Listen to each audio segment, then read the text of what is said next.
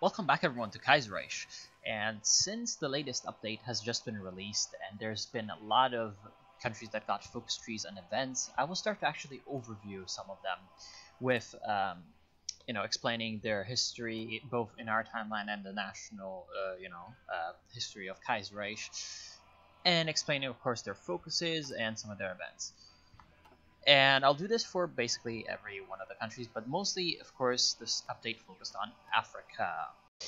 And so, first one's going to be Somalia. Now, Somalia isn't what you'd call a united country. It's more like a coalition of, I guess you could say, dukedoms, potentates, emirates, headed by this guy, Muhammad Kaiserreich, and he is the Bokor, or emperor. As you can see right here, this is the pop-up that you get right at the start of the game explaining a little bit of the history. So I'll just explain a little bit. So in our timeline, Somalia was colonized up here by the Brits and down here by the Italians. So you have a part of Somalia called British Somaliland that falls under the influence of the British. There's also this part called Djibouti, which went under French influence, and this part, Italian Somalia, which goes under the Italians, of course, the capital of Mogadishu. And there's also this part called the Ogaden, which is this region over here, the highlands in Ethiopia, that in our timeline belong to Ethiopia and have been fought over between Ethiopia and Somalia for the past, 1,000 years or something. The population is part Somalian and part Ethiopian, so as you can see, both these countries, both Abyssinia over here and Somalia, have claims over it. And both sides control parts of each other that they want, so this is going to be a cause of tension. And then, so in our timeline we have this division. At some point during the 1905 period, 1910 period, a guy called Abdullah Hassan, the Mad Mullah, this guy, he basically rose up and created a state called the Dervish state, which was based around this region, this sort of northern Somalia, but not quite on the coast region. And he started to fight basically everybody else. He started to fight the Ethiopians, the British, and the Italians as well. And he was a real bane for the European powers. They just couldn't put him down. Eventually, what they had to do was the British, after World War I in 1920, they had to attack with both air forces and ground forces to defeat his sort of guerrilla / static fortifications. And eventually, they toppled him, and he died of, I believe, something like influenza. He died of some disease. But this is Kaiserreich, so the British Empire, as you know, collapsed, and we have the Union of Britain. So what happened is that Somalia received during the Weltkrieg, headed by, of course, this guy who is the Sultan of Warsangali, which is this little stretch of land. He allied with the Germans and the Ottomans right here. So obviously they supported him against the British, and eventually he was able to defeat the British and the Italians when their empires collapsed, of course, after the Weltkrieg. Now, the German influence is present. As you can see, Djibouti and the city port of Berbera are under German control, but Somalia is mostly an independent state. That's mostly a collection of local warlords and chiefs, united under the leadership of Muhammad Kaiserreich. So as you can see, right here, the Iron Fist of Warsangali costs him more political power because he's trying to keep everybody in line. This is also kind of reflected in the army. Let's just take a look at it very quickly. And of course, you can also read all of this, but nothing really too major. You've already seen it all. And yeah, as you can see, the army has some different. This is what I love about Kaiserreich. There's just so much detail. Some different little subdivisions. So you have. Let's just very quickly divide it up. So you have over here 4 divisions in the not in the capital, but in the Warsangali province. The capital is still Mogadishu. But yeah, as you can see over here, there's 4 divisions. So this is the army of the actual emperor. And you have 1 division that's over here, the Somali something, So this 1st Infantry Division is fully trained and equipped by German and Ottoman standards. Then you have 2 more sort of semi-regular divisions. Where is this one? Hold on. Yeah, both of them are over here. And then you have a sort of semi-trained one. Not quite to the level of the 1st Infantry Division, but yeah. And then you have, where is it? You have this other division, which is also one of those semi-trained divisions. So all of these are the ones that are equipped according to Ottoman and German standards, obviously representing foreign influence, and the central government. Then you have these militia units scattered throughout, which are, some of them are warlord armies, and some of them, as you can see, are like militia. So this one is the Mogadishu militia. This one, Ail. What is actually Ail? I didn't look it up. Bad me, I'm not prepared. Ail is a port city, so of course should be around here. So this is the local militia there. And then you have the Askar Hassan, so of course the units that followed the Mad Mullah in combat. And along with them, in Verder, you also have a cavalry division called Darwish, aka Dervish. So you have these local units that are essentially irregular forces. Another irregular force consisting of cavalry that are sort of veterans of the wars with Hassan. And you also have, along the coast, armies of the central authorities that are equipped along European standards. This is reflected in the focus tree. So I'm going to actually check out the army focus tree first, and then I'll do some other stuff for the politics and industry. So the Royal Army, as you can see, is basically split into 2. So you have a unified army or local militias. Local militias is for a more, of course, big, sort of broad force with lots of militia units and guerrilla tactics. So you can see down here you have defense on core territory. You have horsemen, the noble horsemen, of course. In fact, Somalia was actually kind of famous in the East Africa for breeding horses, so that's actually kind of interesting. And you have, of course, mobile army doctrine, because they're sort of irregular guerrilla type of hit and run tactics that were developed in the long struggle between Somalia and the European powers. So this is all very nice, and of course you also get eventually joint planning teams, because this is supposed to be a more decentralized force that has more, of course, contacts all over, so you can have more joint planning teams that can defend the territory of the motherland a little bit better.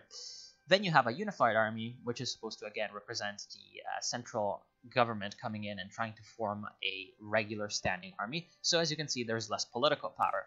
So this was also representing you trying to keep in line everybody else.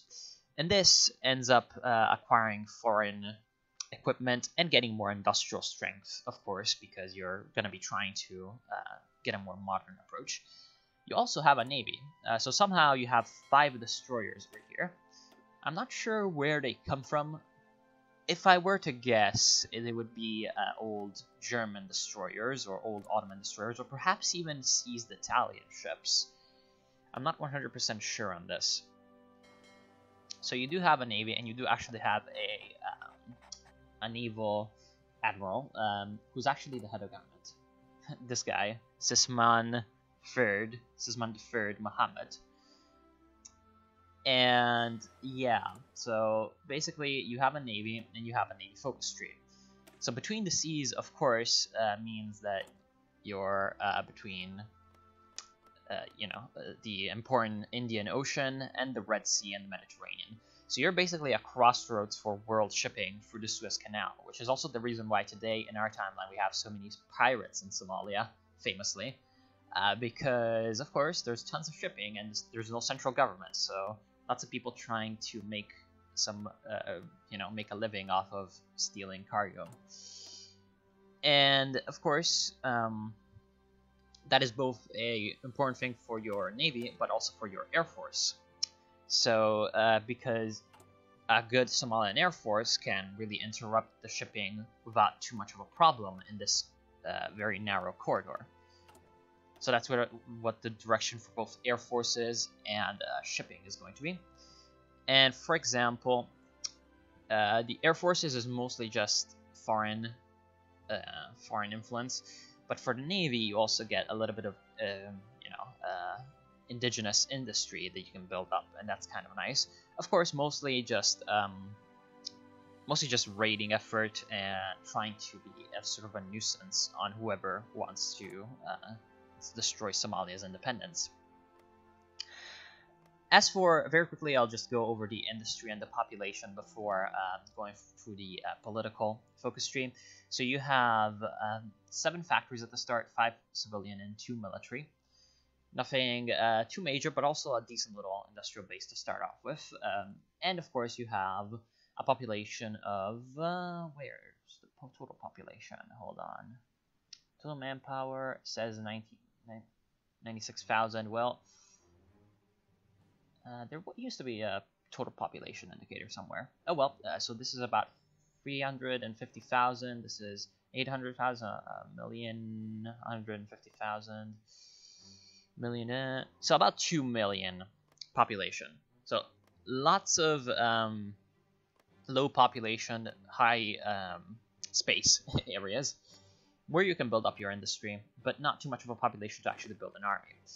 Then you can also acquire in a core territory, actually no, it's a claim on Harar, 1.7 million people, then 85,000 in Djibouti, and 20,000 in Berbera. So around 1.9 million population, plus this Jubaland, which is 500,000, around 2 million-ish population that you can acquire over your claims in various different areas that are bordering you.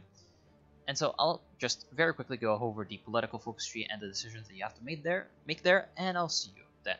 So essentially for the economic and political focus trees, we have a lot of course, the foreign influence into the area coming into play. So for example, the economic part, which is the one I'll check out first, has a lot to deal with how you incorporate foreign ideas and methods into your own economy. And especially there's a nice tree for education and learning, which is quite interesting because in our timeline, this is kind of what happened in Somalia during the 70s and 80s. You had, well, not the 80s, but mostly like the 60s and 70s. Somalia was actually the most developed country in Africa, partially because they were very much trying to establish, I guess it was a sort of a semi-Soviet model, so it was very much influenced by the Soviet Union. And they established a central state. They had pretty much the best education in all of Africa. And so this is represented where you get also a cooperation between the soldiers and the academics, so or rather officers and the academics, where you get some more recruitable population and research time reduction in this focus. So a nice little usage of that. And then eventually you get some more research slots, thus allowing you to catch up with the European powers. Then another important part of the economy is this cash crops investment, of course coffee production, which is going to decrease your consumer goods factories. And then you can tackle the rural famine that you have. Now, the rural famine is a national spirit of, as you can see, 5% more consumer goods factories. It's a food shortage, so not really a full-on famine, but still, it is important to get that under control as quickly as possible. And then at the end of this focus tree, you actually, what I love about this is that this requires both economic and political focus trees. You can get the pan-Somali ethos, so representing that you have sort of unified the market and unified the culture and the nation of all Somalis. So you can now really start to think about unifying all of those greater Somalia claims that you have in Harar, in Djibouti, etc.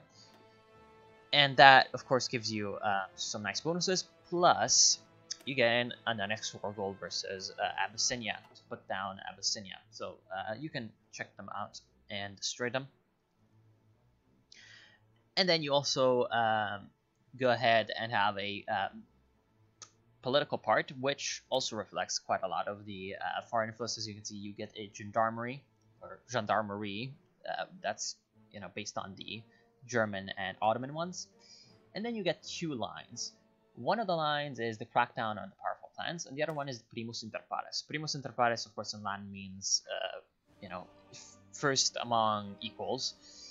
And what that means is that Muhammad Shir over here, he is, yes, sure, he's the emperor, the king, but there's a lot of different clans in Somalia, and there's a lot of different local chiefs, and so you can try to form a more, not really federal, but more decentralized state, and that eventually goes into elections.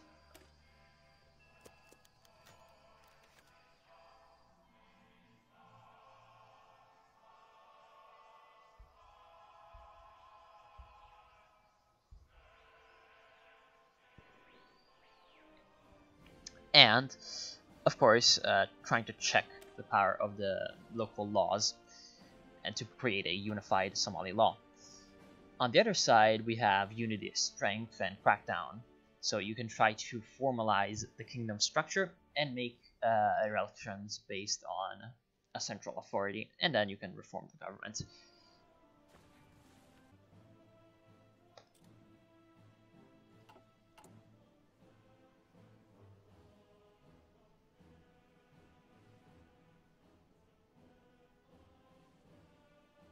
So that is all pretty much. So I want to thank you all for watching. I hope you very much enjoyed the Somalia Spotlight or overview. Overall, thank you all for watching. Hope you've enjoyed.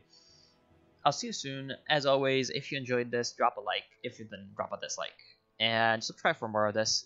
Again, pretty much I'll do this for all of the countries that were upgraded, quote unquote, in the latest Kaiserreich patch. And I'll see you soon.